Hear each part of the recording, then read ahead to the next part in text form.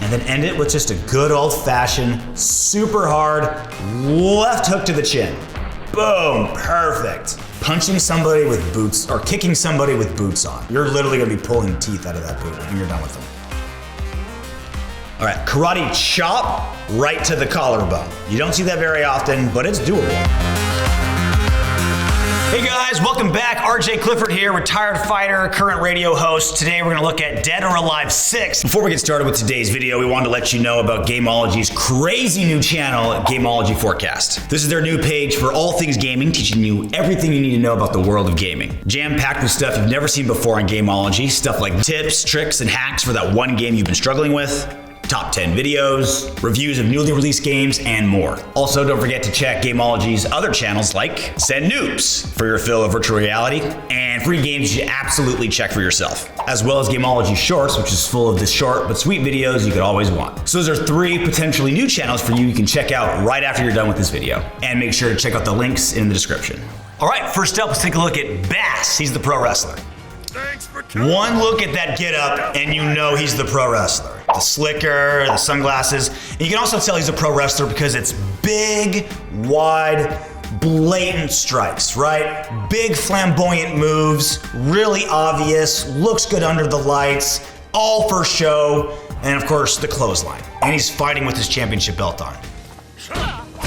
That is a brutal opening strike. Bass went with a stomp oblique kick. So an oblique kick is you'll kick straight to that area right above your knee. Normally, 99% of the time, that's just used to keep your opponent at bay. If you're gonna try to step in when someone's kicking your knee, you don't wanna hyperextend your knee. So you're gonna be more passive about approaching a guy. Khalil Roundtree is a UFC fighter, and he did it in a fight this year and completely destroyed his opponent's knee. The guy needed surgery, long layoff, a lot of healing. It's one of the most controversial strikes in mixed martial arts, but it's also 100% legal. So if I can stop a guy's knee and just break it, fight's over, I win, but everyone is gonna cringe and some people are probably gonna throw up.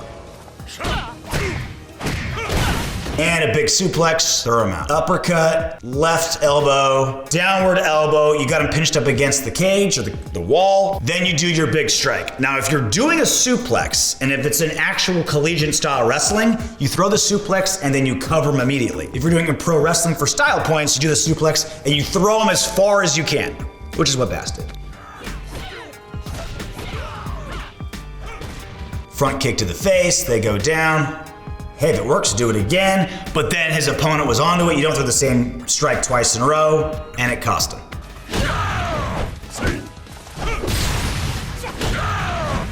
Big kicks, the big front kick with the boot on, open palm strikes, big punch to the body, and jumping double kick. Normally you want him to be further away when you do that, but he's a pro wrestler. Big slam, and another big slam. You slam him down, just to pick him up and slam him again. You're definitely looking to send a message in that.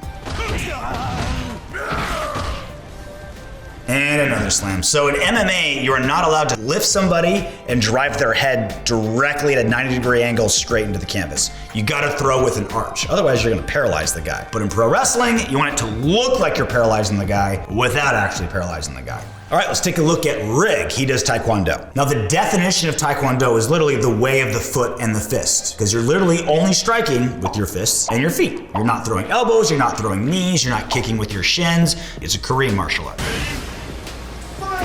You can see with his wide stance, spinning kicks, jumping kicks, throwing kicks while just stationary on one leg. Very Taekwondo. In Olympic Taekwondo, you score points based on when you're landing. You get very little points for punching. You can't punch to the face, only to the body.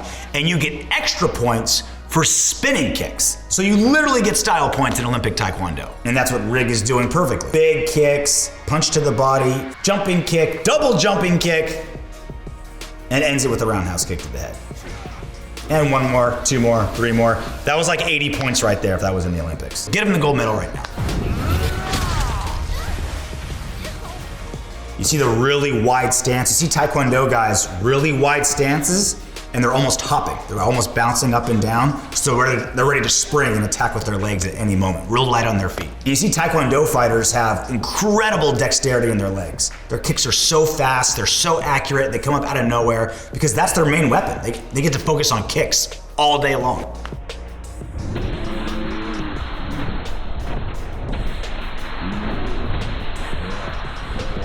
That was like 7 360s in a row, and he just scored 100 points. All right, up next is Bayman. He does combat Sambo. Now, combat Sambo is the closest amateur martial art to mixed martial arts. Punches, strikes, kicks, takedowns, ground game, submission. I'll end this quickly. Russian martial art. Got the accent, obviously. Punching somebody with boots, or kicking somebody with boots on. You're literally gonna be pulling teeth out of that boot when you're done with them. And because it's a military martial art, you can see he's got his gun holster, he's got a knife, he's got his combat outfit on. That's exactly what they would do. And there's submissions in combat Sambo. So here we go. He goes for the clinch, steps on her leg to get his other leg over her face, isolates the arm, and breaks it while standing. Just gruesome. Knee, push kick, sets up the clinch, steps on the thigh, other leg over, and just snaps it. Normally in like Brazilian Jiu-Jitsu or an amateur competition, when you get an arm bar, you get it stationary, and then you just gently go and give your opponent a chance to tap. If you're fighting for your life, or if you're in war, you don't want them to tap. You don't want them to, get out. You want to just grab it and just break it as fast as you can. And that's what the sicko just did. Spinning back fist. Bam, right in the face. That is a fight ender for sure. All right, here is Jan Lee, who does Jeet Kune Do, which is Bruce Lee's martial art. Kind of looks like Bruce Lee a little bit, right? Jumping kick, and then spinning back fist, and then a hold, right? Very cinematic for the movies. You throw the spinning back fist and you hold it and you flex. You don't want to do that in actual fights. You want to get back into your stance, but for the movies, which is what Bruce Lee did, which is what I'm assuming Jan Lee wants to do, that's how you do it, because it looks good at the end.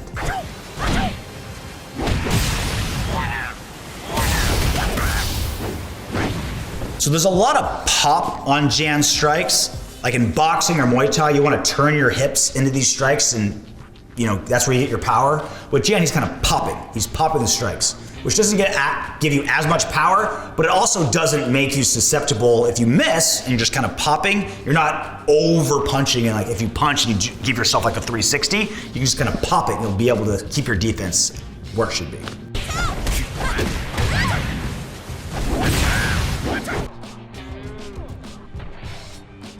Eat the kick, catch the next kick, use it as a throw, and when she gets up, jumping side X kick.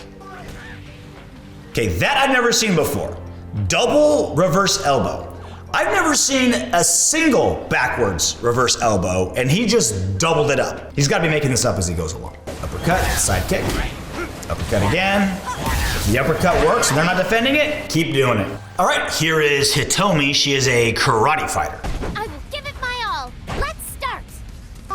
So she looks like she's been training karate, right? Karate, obviously, one of the more famous striking martial arts in the United States because of Karate Kid and the Kung Fu movies. And she's dressed like it, right? Got the headband, got the gi on. She's ready to rock. Karate is a lot of straight attacks. Front kicks, push kicks, punches from a square stance where you're just kind of punching straight like that. It's very just kind of one-dimensional straight line striking. But here she has a clinch, uppercut to the body, keeps the clinch right into a knee. So you can see punch from a square stance, and then follow it up with some kicks. See how she snaps the kick? Instead of it just be all that rotational power, the leg comes up and she snaps at the knee for a little extra pop. To the body. That is probably the first strike you learn in karate class. Wide stance, square stance, fist down here, and you just go yeah right to the body. Standard issue karate punch.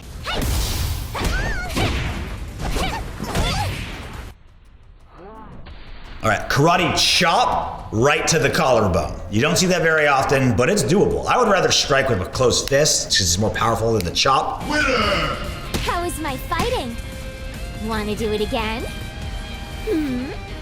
All right, up next is Mary Rose. She is a Systema fighter. It's a Russian martial art. I believe I shall take out the garbage. So she's really fluid with her strikes. So she's throwing a kick to one side, which sets up the kick to the other side. Little foot sweep for them to fall down. It's like a dance, very fluid movements. is that a 720? 720 spinning back kick right to the gut. Grab their head, flip over them, and then do a reverse headbutt. Jumping spinning back kick, jumping spinning roundhouse kick, and then like 4 spinning back fists in a row, turning it into a left hook. So you notice the flow, just moving, keep the momentum going and incorporate strikes. And then finish it with a good old-fashioned kick to the chest. Aw, even the smallest of roses have their thorns. All right, lastly, let's take a look at Zach. He's a Muay Thai kickboxer, one of the best martial arts for fighting.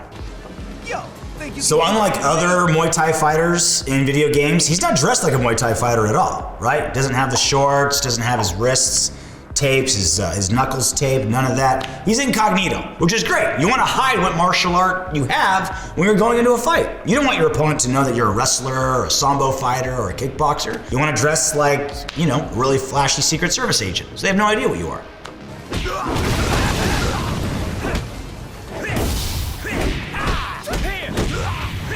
Head kick, spinning kick, into another kick, spinning back kick right to the body. Uppercut, just kind of glances. Avoid the clinch, another kick. And it worked once, do it twice, into a spinning back elbow, into another kick, into a spinning back kick. So you see this a lot in Muay Thai.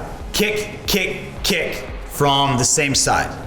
A lot of Muay Thai fighters, when they're drilling kicks on pads, they'll say, give me 2 in a row, give me 3 in a row. Because you want to be as fast as possible with these kicks. Especially since he's in a right-handed stance and his opponent is in a left-handed stance. You want to kick to the open side of your opponent. Kick, spinning back elbow to the body, and you get to end it in the Hulk Hogan stance, which is extra points. Push kick, knee, and a splits kick. Knee and elbow. It's almost like a mouse trap. And then end it with just a good old-fashioned, super hard left hook to the chin. Boom, perfect. When you throw a hook, there's 3 places you want it to land. Either the temple, because it kind of discombobulates, like this area, like above the ear and temple, it kind of ruins your equilibrium. Or you do a hook to the nose, because you want to break their nose.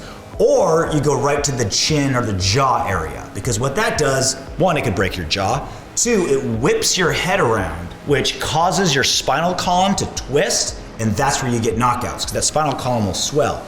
Boom, the devastation of the punch, enough to jar your brain, spin your head, and get a clean knockout. That's why you want that left hook right at that jaw. Well, I had a blast talking about Dead or Alive 6 for this Experts React for Gamology. Again, I'm RJ Clifford. You can check me out on SiriusXM Radio. You can also follow me on the social medias. I'm at RJ Clifford MMA on Twitter and Instagram. And also make sure you follow Gamology on Facebook and YouTube. Till next time, later. How come I don't get to do an experts play? All these guys get to play video games. I gotta graduate past experts ranked first. God damn it, RJ. This one is a strong preference. Bayman, I'm assuming? Bayman? Yeah. He's not a bay boy.